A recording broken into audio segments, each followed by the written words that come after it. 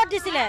26 তাৰিখে আপোনাৰ নটিছখন দিছিলে নটিছখন দিয়াৰ পিছত ক'লে 4 দিনৰ সময় দিছোঁ তোমালোকে নিজে নিজে খালী হৈ যোৱা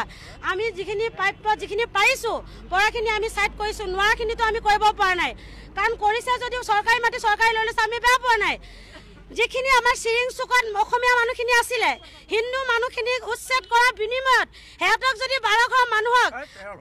12 মানুহ দিছে মুছলিম 2ঘৰলৈ 14 মানুহ উচ্ছেদ হৈছিলে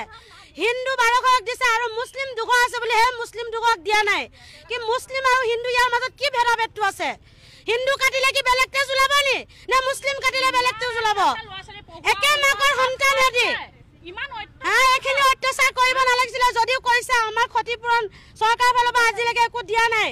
আমাক যিখিনি ক্ষতিপূৰণ হৈছে তাৰ বিনিময়ত চৰকাৰে আমাক আজিলৈকে এটা খবৰ লবলৈ অহা নাই বা আজিলৈকে হুদা নাই তো কেনেকৈ আছে বা কি কথা ল'ৰা ছোৱালী পঢ়া শুনা বেমাৰ আজাৰ লৈ ৰাস্তা ঘাটত আমি পৰি থাকিবলগীয়া হৈছে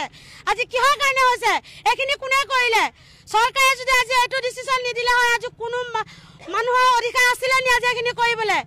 কাৰো অধিকাৰ ক্ষমতা নাছিল আজি ৰাইজে এইখিনি চৰকাৰে এইখিনি কৰিলে ৰাইজৰ মানুহক ইমান অত্যাচাৰ কৰিলে এই অত্যাচাৰৰ ওপৰত আমাক কিয়ৰ বা কিয়ত কি দিব আমাক আজি চৰকাৰী মাটিতে আছিল আমাক কোনোবা বেলে অলপ ব্যৱস্থা কৰি দিব লাগে 10 12 হ'বলে হল হা বাহিৰ ৰাস্তা মুখত পৰি আছো